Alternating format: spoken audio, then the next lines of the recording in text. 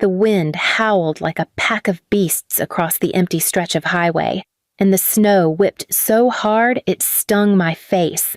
My little boy, Daniel, clung to my arm, his thin jacket no match for the freezing night. The headlights of my parents' car glared like hope at first, cutting through the storm, but that hope turned to something I would never forget. "Dad, please!" I called, waving my arms as they slowed down. "The bus broke down. We've been walking for miles. Daniel's freezing. Just give us a ride home."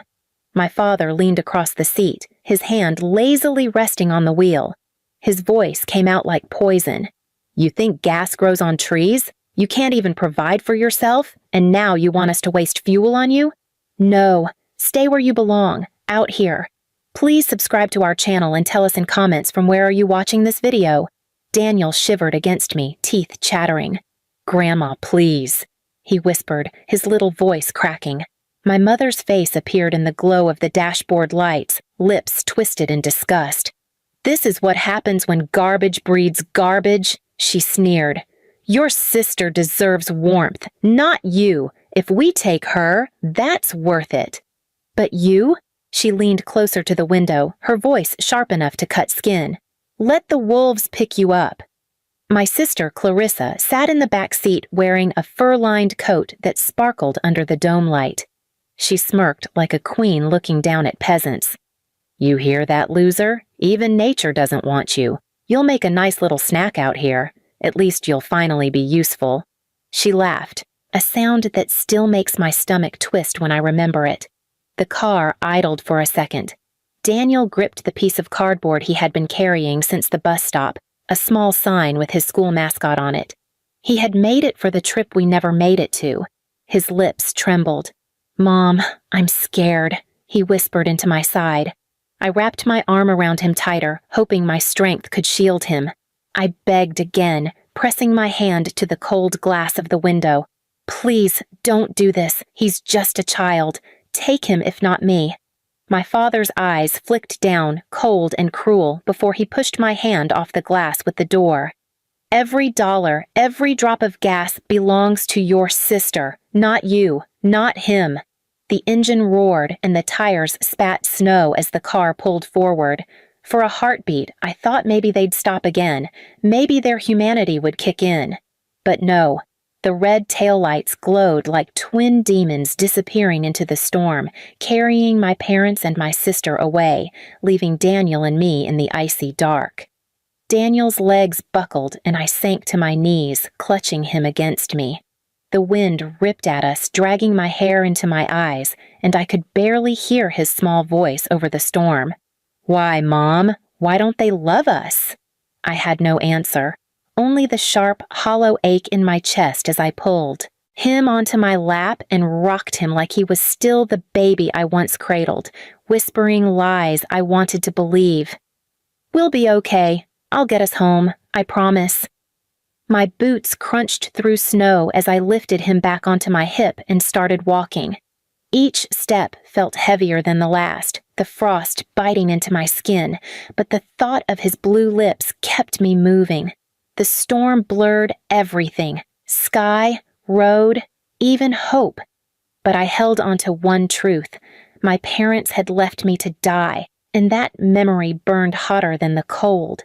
We stumbled until we reached the faint glow of an abandoned service station. The windows were cracked, the roof sagging, but it was something. I kicked the door open and carried Daniel inside. The air wasn't warm, but it was shelter from the storm. I tore strips of cardboard from broken boxes, layering them as a makeshift bed, pulling Daniel close beneath my coat. He whimpered in his sleep, clinging to me.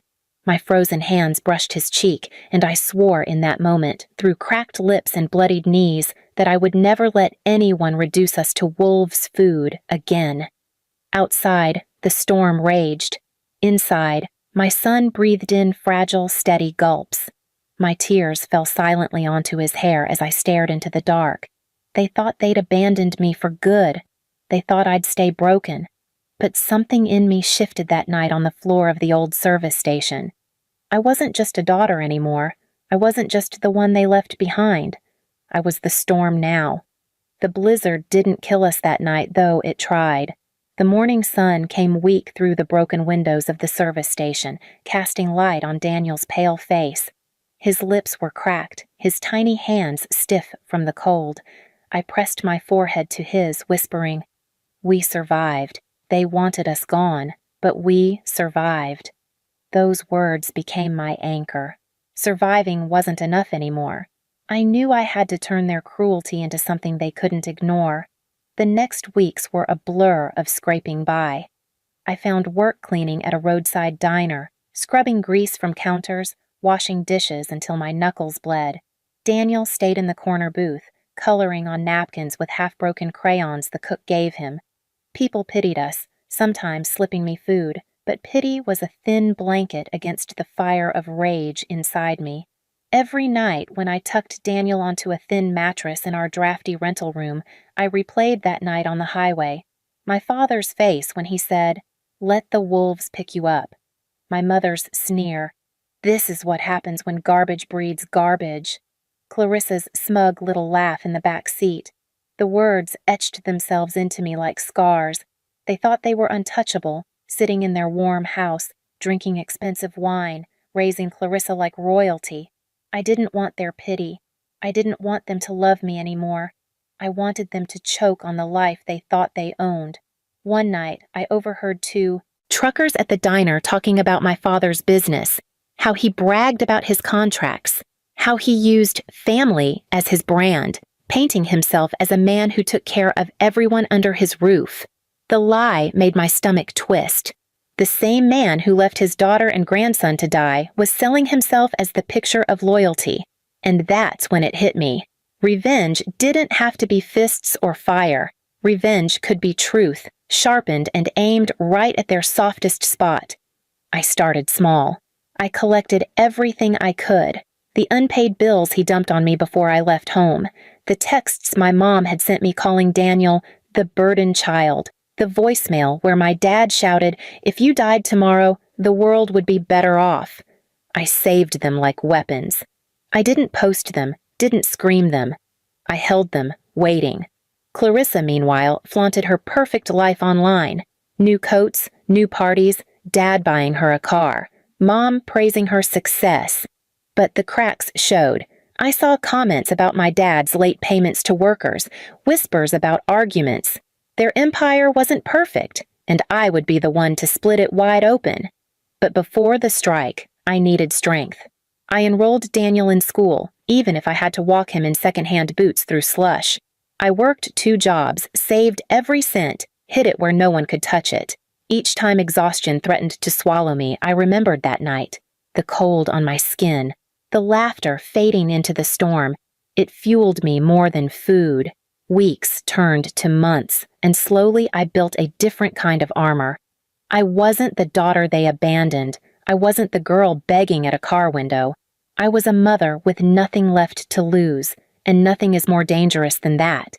The breaking point came when Daniel asked, "Mom, can we ever visit Grandma and Grandpa again? Maybe they'll like me now?" His eyes were so hopeful it broke me in ways the storm hadn't. I pulled him onto my lap and whispered the only truth. "They don't deserve you. But one day, they'll know exactly what they lost." That night, I began writing letters. Not begging letters. No, those days were gone. These were precise, calculated, lined with every word they had ever used to spit me into the dirt. I crafted them carefully, making sure that when the time came, their own voices would be their undoing. Revenge was no longer just a thought in the dark. It was breathing, living, waiting in my hands. And when it came, it wouldn't be about exposing them at some fancy gala or making their reputation crumble in front of strangers. No, it would be personal. It would cut exactly where they had cut me. They had laughed in the storm, but the storm was still inside me, and soon it would come knocking at their door. The day of reckoning didn't arrive with fireworks. It came quietly, like the way snow first covers the ground before a storm. Daniel had grown stronger, taller, his cheeks fuller from the meals I worked my hands raw to provide. He laughed again, not the hollow whimpers of that night in the storm, but real laughter. And every time I heard it, it was a reminder that my parents hadn't broken me. They hadn't broken him. But the debt of their cruelty still hung heavy, and I was done carrying it. My father had built his image in town on being a provider. He sponsored school fairs, cut ribbons at events, shook hands at church, always bragging about family first. The same man who pressed my frozen hand off his car window and drove away. That hypocrisy was his crown, and I was ready to tear it off his head. I didn't walk into his world screaming. I walked in smiling. One evening, after saving enough to buy a second-hand camera and a printer, I began sending out envelopes. Not to strangers, not to news outlets, to the people closest to him, the pastor he bragged to, the clients he wooed, even Clarissa's fiancé's family. Inside each envelope was nothing more than his own words, a printed transcript of the voicemail. If you died tomorrow, the world would be better off. A screenshot of my mom's text. Why feed your son when your sister's kids deserve the meat? And one photo Daniel had drawn of us walking in the snow that night, 2 small figures under red taillights disappearing. At the bottom, in my son's handwriting, I had written his words. Grandma, please, I'm scared. I didn't need to add commentary. Their voices, their cruelty, did the work. The fallout was instant. My dad's contracts started drying up. People stopped shaking his hand at church. Clarissa's fiancé's family pulled back, whispering that they couldn't align with people like that. My mother tried to claim I faked everything, but everyone knew her sharp tongue too well. The more she screamed, the more they believed me. But the real revenge wasn't public at all. That was just the first crack. The real storm came when I showed up at their doorstep, Daniel standing tall at my side. My father opened the door, his once proud eyes hollow. "What do you want?" He spat, though his voice trembled. I stepped closer, holding Daniel's hand firmly. "I want you to look at him.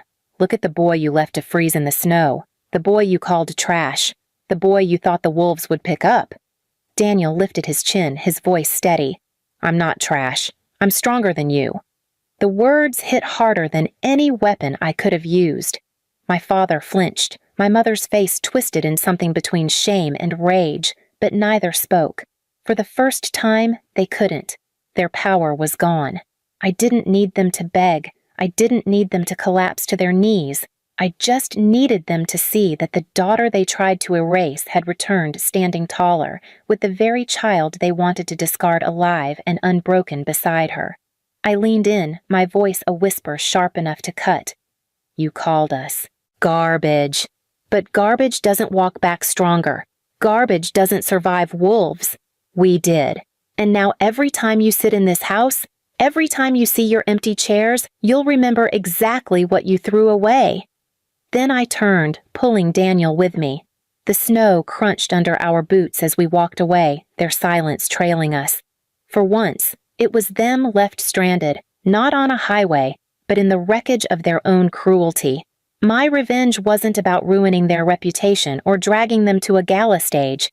It was about survival weaponized, truth returned like a mirror, and making sure the weight of what they had done sat on their chests for the rest of their lives.